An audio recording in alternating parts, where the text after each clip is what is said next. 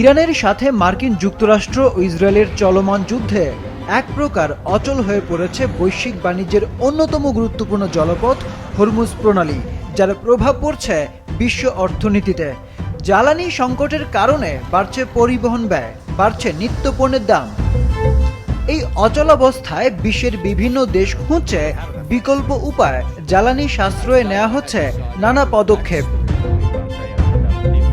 চলমান সংঘাতে সবার আগে জ্বালানি ফুরিয়ে যেতে পারে বাংলাদেশের, এমন একটি প্রতিবেদন প্রকাশ করেছে ব্রিটিশ গণমাধ্যম দ্য ইন্ডিপেন্ডেন্ট। যদিও সরকারের পক্ষ থেকে সংকট কাটিয়ে ওঠার চেষ্টা করা হচ্ছে, অপ্রয়োজনীয় আলোকসজ্জা বন্ধ রাখা, এসির ব্যবহার সীমিত করা সহ বিভিন্ন পদক্ষেপ নেওয়া হয়েছে।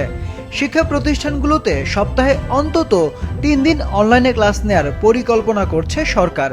তবে অসাধু ব্যবসায়ীদের অবৈধ জ্বালানি মজুদ সংকটে চাপ বাড়িয়েছে।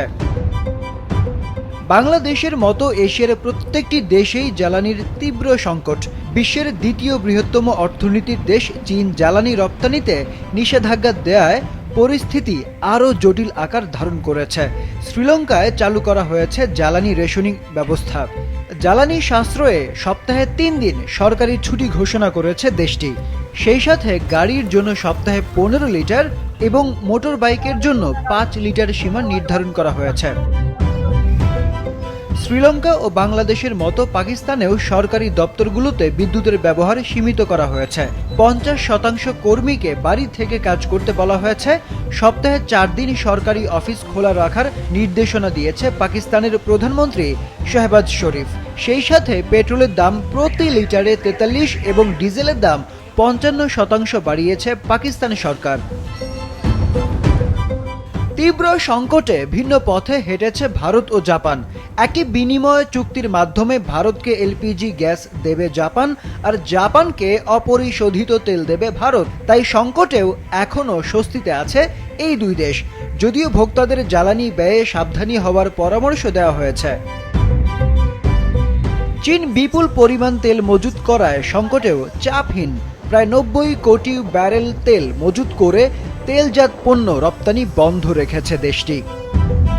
জ্বালানি সাশ্রয়ে সরকারি কর্মচারীদের বাড়ি থেকে কাজ করার নির্দেশনা দিয়েছে থাইল্যান্ড সরকার।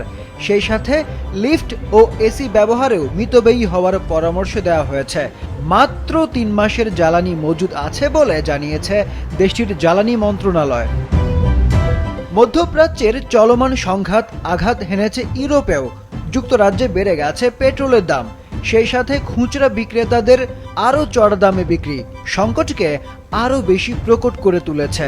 নিম্ন আয়ের পরিবারগুলোকে সহায়তা দিতে 858 কোটি 33,50,000 টাকার বাজেট বাস্তবায়ন করা হচ্ছে।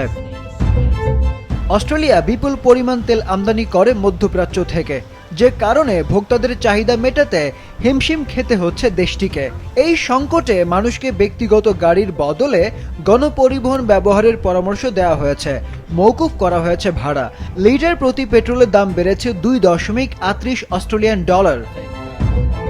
ইরানের সাথে যুক্তরাষ্ট্র ইসরায়েলের চলমান যুদ্ধ দীর্ঘ হলে বিশ্বব্যাপী জ্বালানি সংকট আরও ভয়াবহ আকার ধারণ করবে বলে মত বিশ্লেষকদের।